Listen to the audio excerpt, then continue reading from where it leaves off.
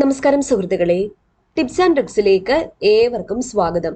നമ്മളിന്ന് ഡിസ്കസ് ചെയ്യാൻ പോകുന്നത് SCRT ചോദ്യങ്ങൾക്ക് ഏറെ മുൻതൂക്കം നൽകിയ ഒരു മുൻവർഷ ചോദ്യപേപ്പറാണ്. ഇത് 2017 സ്പെഷ്യൽ റിക്രൂട്ട്മെന്റ് ഫോർ SC/STയിൽ നടന്ന LDC ക്വസ്റ്റ്യൻ പേപ്പറാണ്. Various LDC, village assistant, land revenue. Okay, അപ്പോൾ ഡിഫറെന്റ്ലി ഏബിൾഡ് ആയിട്ടുള്ള ആൾക്കാർക്ക് വേണ്ടി നടന്ന പരീക്ഷയുടേതാണ്. സ്റ്റാർട്ട് ചെയ്യാം. എല്ലാവർക്കും വീഡിയോയിലേക്ക് സ്വാഗതം. ആദ്യത്തെ ചോദ്യം, കേരളത്തിൽ പടിഞ്ഞാറ് നിന്നും കിഴക്കോട്ടൊഴുകുന്ന നദി ഏത്? കേരളത്തിൽ പടിഞ്ഞാറ് നിന്നും കിഴക്കോട്ടൊഴുകുന്ന നദി ഏത്? കബനിയാണ്, കബനി. കേരളപ്പിറവി ദിനം എന്നാണ്? കേരളപ്പിറവി ദിനം 1956 നവംബർ മാസം 1. കേരളത്തിന്റെ ഭൂപ്രകൃതിയിൽ പെടാത്തത് ഏത്? അപ്പൊ കേരളത്തിന്റെ ഭൂപ്രകൃതി ഏതൊക്കെയാണ്? മലനാട്, ഇടനാട്, തീരപ്രദേശം. പീഠഭൂമിയാണ് ഇല്ലാത്തത്. നാലാമത്തെ ചോദ്യം, കേരള സംസ്ഥാനം രൂപം കൊണ്ടപ്പോൾ ഇല്ലാതിരുന്ന ഒരു ജില്ല ഏത്? ഓക്കെ, ഇതില് ഒന്നിൽ കൂടുതൽ ഉത്തരം വന്നതുകൊണ്ട് തന്നെ ഈ ചോദ്യം ഡിലീറ്റ് ചെയ്തിട്ടുണ്ട്. അടുത്ത ചോദ്യം, കേരളത്തിൽ സമ്പൂർണ്ണ സാക്ഷരത നേടിയ ആദ്യ ജില്ല ഏത്? ജില്ല ഏതാണ്? എറണാകുളം ജില്ലയാണ്. ഇവിടെ കോട്ടയം, പട്ടണം എന്നുള്ള രീതിയിൽ കോട്ടയമാണ് തന്നിരിക്കുന്നത്. അപ്പം ഈ ചോദ്യം ഡിലീറ്റ് ചെയ്തു. അടുത്ത ചോദ്യം, ഇന്ത്യൻ സ്റ്റാൻഡേർഡ് സമയം IST കണക്കാക്കുന്ന രേഖ ഏതാണ്? 82.5 ഡിഗ്രി കിഴക്ക് രേഖാംശം. 82.5 ഡിഗ്രി കിഴക്ക്.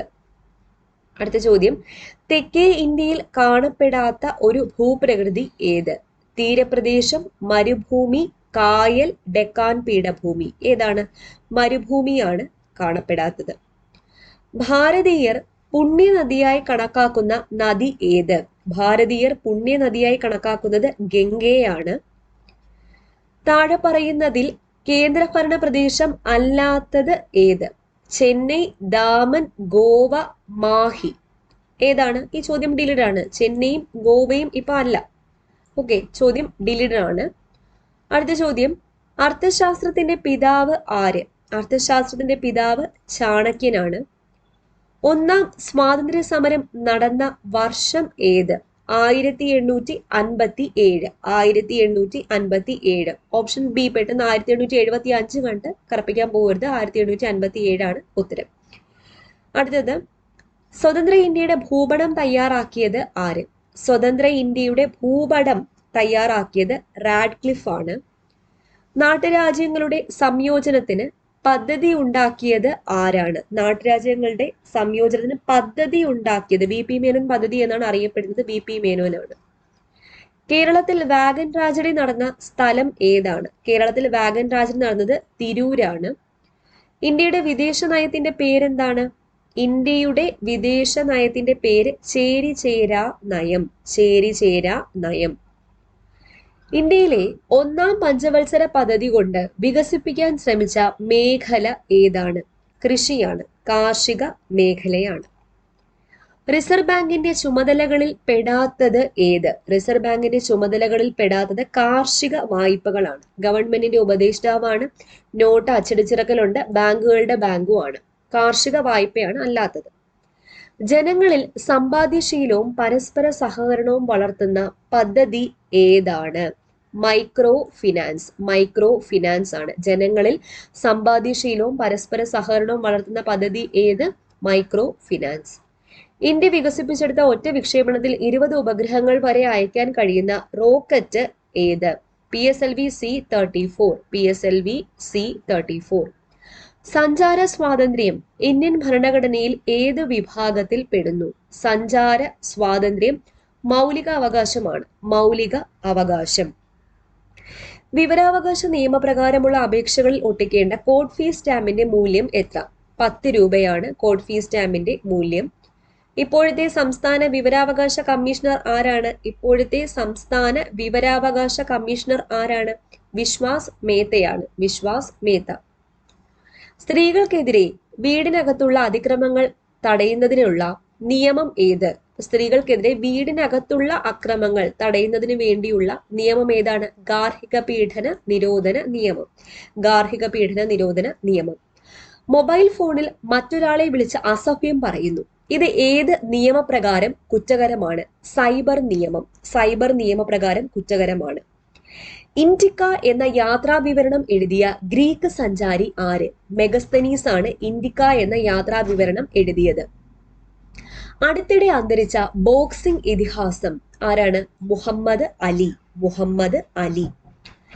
കൈലാഷ് സത്യാർത്ഥി, മലാല യൂസഫ്സായ് എന്നിവരുടെ പ്രവർത്തന മേഖലകളിൽ പൊതുവായത് ഏതാണ്? അവകാശങ്ങൾ ആണ്. അവകാശങ്ങൾ നേടിയെടുക്കാൻ വേണ്ടിയാണ് ഇവർ പോരാടിയത്. ശാസ്ത്രരംഗത്ത് പ്രഗത്ഭനായിരുന്ന മുൻ ഇന്ത്യൻ രാഷ്ട്രപതി ആരാണ്? Doctor APJ Abdul Kalam.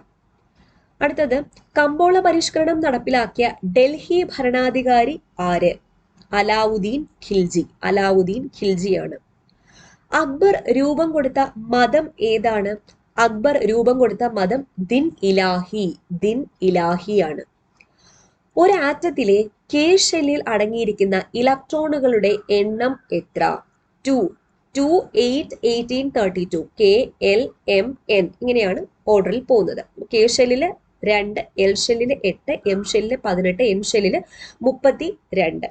Okay, അടുത്ത ചോദ്യം, അലുമിനിയത്തിന്റെ അയിര് ഏതാണ്? ബോക്സൈറ്റ് ആണ് അലുമിനിയത്തിന്റെ അയിര്. ലോഹങ്ങൾ, അലോഹങ്ങൾ എന്ന മൂലകങ്ങളെ തരംതിരിച്ച് വർഗീകരിച്ച ശാസ്ത്രജ്ഞൻ ആരാണ്? ആന്റോയിൻ ലാവോസിയെ. ജലത്തിന്റെ സാന്ദ്രത ഏറ്റവും കൂടുതൽ എത്ര ഡിഗ്രി സെൽഷ്യസിൽ ആണ്? 4 ഡിഗ്രി സെൽഷ്യസിലാണ് ജലത്തിന്റെ സാന്ദ്രത ഏറ്റവും കൂടുതൽ, 4 ഡിഗ്രി സെൽഷ്യസ്.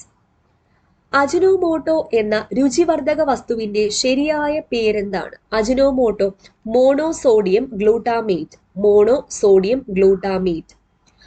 ഒരു ഉപകരണത്തിന്റെ പവർ പ്രസ്താവിക്കുന്നതിന് ഉപയോഗിക്കുന്ന യൂണിറ്റ് ഏതാണ്? വാട്ട്. പവറിന്റെ യൂണിറ്റ് വാട്ട്. സൂര്യനിൽ നടക്കുന്ന ഊർജ പ്രവർത്തനം ഏതാണ്? സൂര്യനിൽ നടക്കുന്നത് ന്യൂക്ലിയർ ഫ്യൂഷൻ ആണ്. ഏറ്റവും ഉയർന്ന താപനിലയുള്ള നക്ഷത്രങ്ങൾ ഏത് നിറത്തിൽ കാണപ്പെടുന്നു? നീല നിറത്തിലാണ് ഏറ്റവും ഉയർന്ന താപനിലയിലുള്ള നക്ഷത്രങ്ങൾ കാണപ്പെടുന്നത്. ഒരു ദ്രാവകത്തിൽ മുങ്ങിയിരിക്കുന്ന വസ്തുക്കൾക്ക് ഭാരക്കുറവ് തോന്നാനുള്ള കാരണം എന്ത്? പ്ലവക്ഷമ ബലം. രാത്രികാലങ്ങളിൽ ശത്രുവിന്റെ നീക്കങ്ങൾ അറിയാൻ സൈനികർ പ്രത്യേകതരം കണ്ണടകൾ ഉപയോഗിക്കുന്നുണ്ട്. ഏത് തരം വികിരണമാണ് ഇതിൽ പ്രയോജനപ്പെടുത്തിയിരിക്കുന്നത്? ഇൻഫ്രാറെഡ് വികിരണങ്ങൾ. മനുഷ്യരുടെ ക്രോമസോം സംഖ്യ എത്രയാണ്?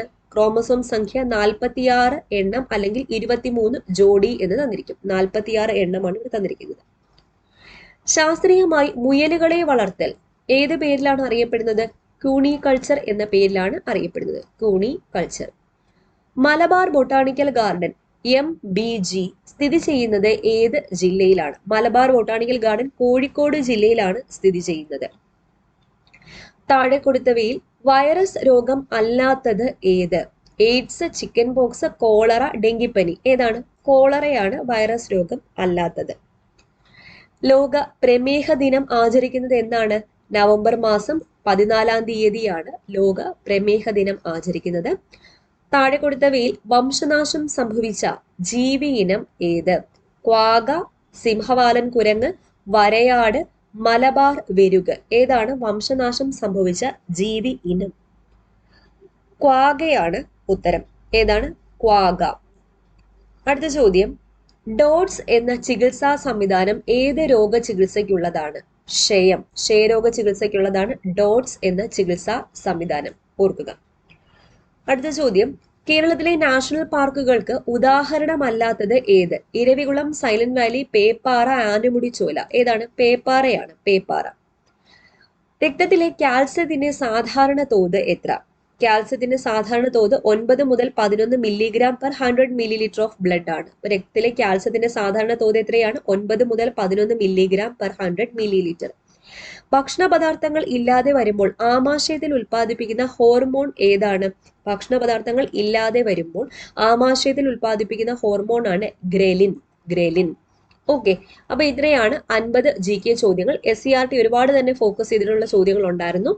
ഓക്കെ, മനസ്സിലായി എന്ന് വിശ്വസിക്കുന്നു. ഇത് സ്പെഷ്യൽ റിക്രൂട്ട്മെന്റ് ആണ്. കൂടുതൽ ആൾക്കാരും മെയിൻ ആയിട്ടുള്ള LDC വേരിയസ് മാത്രമേ നോക്കി കാണുന്നുള്ളൂ. ഇതുപോലുള്ള പരീക്ഷകളും നടക്കാറുണ്ട്. അതൊക്കെ ഒന്ന് ശ്രദ്ധിക്കാം. ഓക്കെ, വീണ്ടും കാണാം.